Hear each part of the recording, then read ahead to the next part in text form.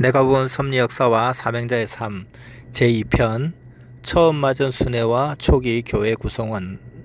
지금부터 시작하겠습니다. 말씀을 듣고 있던 중 84년 봄에 처음 선생님 순회를 맡게 되었습니다.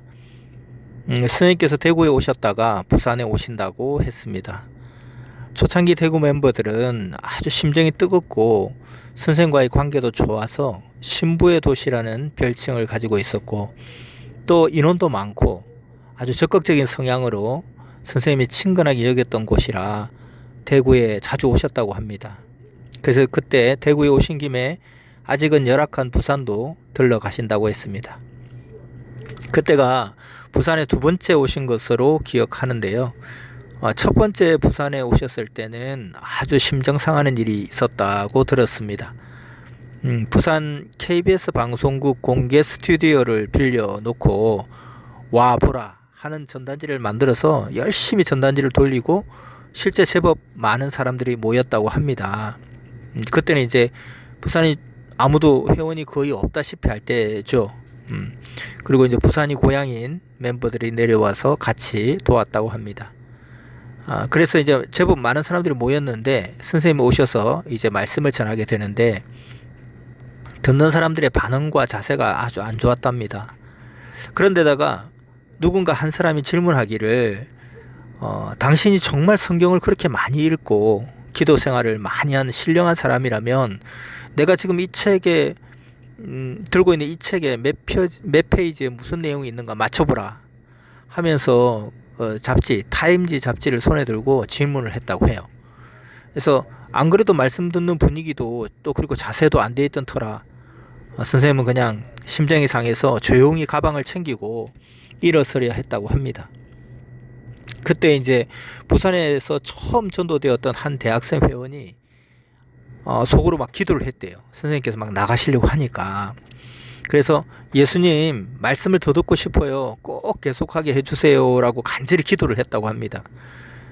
그랬는데 선생님께서 가방을 막 싸시다가 다시 선생님께서 말씀하시기를 예수님이 끝까지 말씀하라고 해서 지금 말씀하겠다. 여기서 누가 예수님에게 끝까지 듣고 싶다고 그렇게 기도를 해서 예수님이 끝까지 하라고 내게 말씀하셔서 내가 지금 다시 하겠다라고 했답니다. 참고로 이제 당시에는 이제 통과 번호라는 말이 있었는데요. 이게 뭐냐면은 각 지방마다 그리고 섭리 전체로도 수료한 순서로 학번처럼 번호를 막 부여했거든요. 예를 들면 뭐 부산 1번 또는 뭐 대구 1번, 그리고 또 전국적으로도 83년도에 수료를 했는데 전국에서 10번째로 수료를 했다. 그러면은 83-10번 이런 식으로 통과 번호가 다 있었습니다. 아마 거의 90년도 정도까지 이 번호를 쓴 것 같아요. 참고로 저는 이제 84-126번이거든요. 84-126번 그렇게 기억하는데요.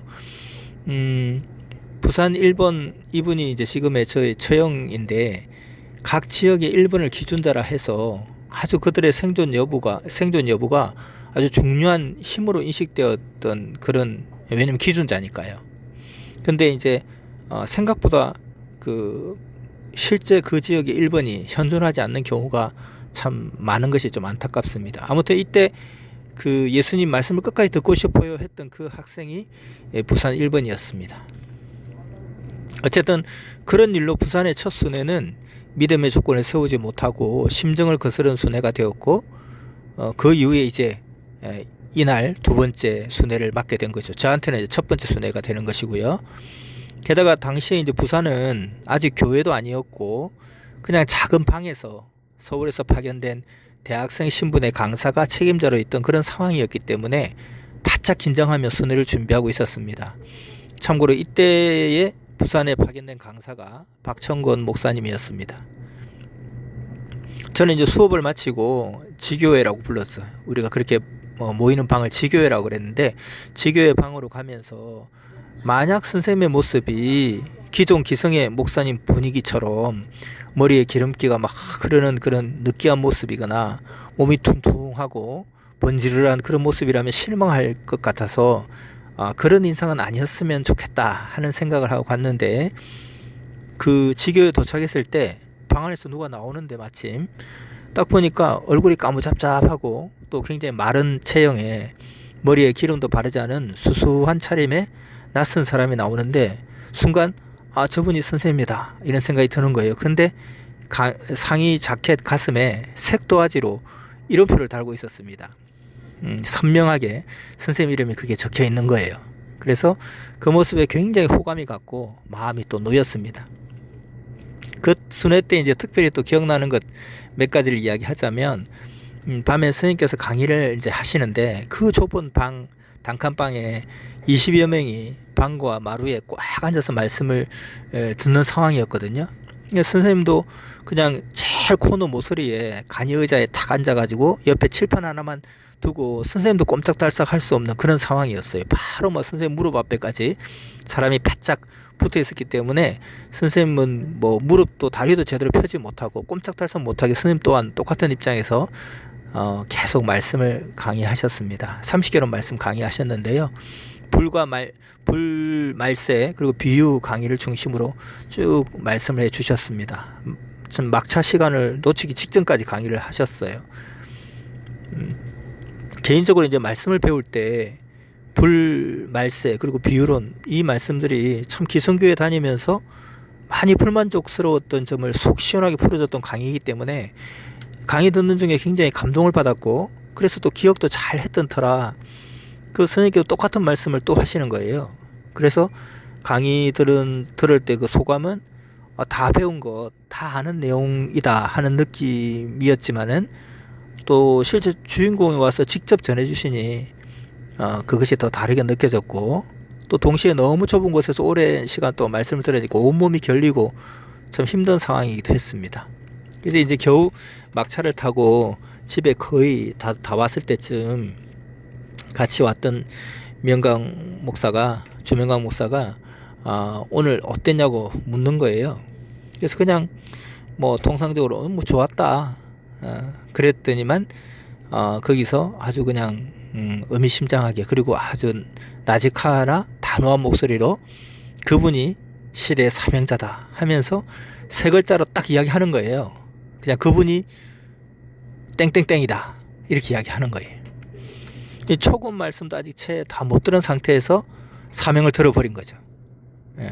근데 이상하게 그 소리를 들었을 때 순간 헉 했지만 이상하게 별 거부감 없이 그렇구나 너는 그렇게 생각하는구나 그럼 맞겠지 뭐 그런 생각이 드는 거예요. 아주 나무일처럼. 근데 그냥 부담 없이 거부감 없이 그대로 받아들여졌습니다. 그때도 지금도 생각해 보면 그때 그런 생각이 들었던 게 참 신기한 것 같아요. 성령의 역사하심으로 그렇게 믿게 해주신 것 같습니다. 이제 다음날 가니까 저보고 오늘은 면담을 해야 된대요. 그리고 선생님은 그 전날 그 좁은 작은 단칸방에서 주무셨다는 거예요. 그런데 이제 면담을 해야 된다 하니까 좀 무서운 거예요. 왜냐면은 내 속을 다 꿰뚫어 볼 것 같아서 무서운 거예요. 다음에 너 하면 된다. 내 차례라고 하는데 도저히 할 수가 없고 무서워서 내 대신에 같이 기성교회 다녔던 여학생 동기가 먼저 들어가게 되었습니다. 제가 양보를 했죠. 들어가라고. 그래서 이제 한참 뒤에 이제 나오는데 펑펑 울면서 나오는 거예요. 그래서 그때 엄청나게 안도를 했죠. 야 정말 많이 야단 맞았구나. 저렇게 착한 친구도 저 정도인데 하마터면 나도 큰일 날 뻔했다. 내가 안 들어가기 정말 다행이다. 얼마나 야단 맞았으면 저렇게 울고 나올까.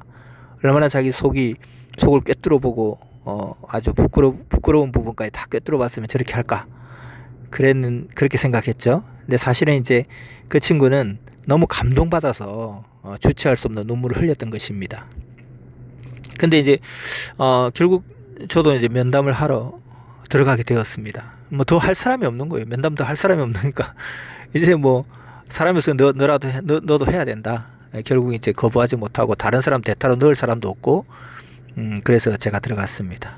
들어가니까 선생님께서 이제 007 가방을 그때 아주 소중하게 들고 다니셨잖아요. 007 가방.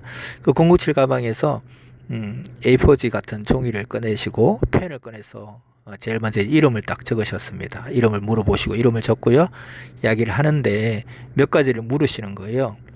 이성권은 있는지, 선생님 사명에 대해서 아는지, 그리고 몇 가지 기본적인 사항을 물으시고 또 교회 다녔는지 또 물으셨습니다. 그리고 할 말 있느냐, 그 기도해 줄 것 있느냐 이렇게 또 물으시고요. 그리고 마치고 나서 이제 뭐 특별히 이성권 없습니다. 선생님 사명 압니다. 그리고 또 어떤 소감을 이야기하니까 선생님께서 종이에 이제 A라고 쓰시고 기도해 주시고 면담을 마치시면서 통과 이렇게 이야기하는 거예요. 그 앞서 말했죠. 통과라고 했다고 했잖아요. 그러니까 어떤 뭐 기준에 통과했다, 또 시험에 통과했다, 뭐 이런 의미에서 통과. 그래서 초기에 상당 기간 동안 수료식이 아니라 통과식이라고 그랬거든요.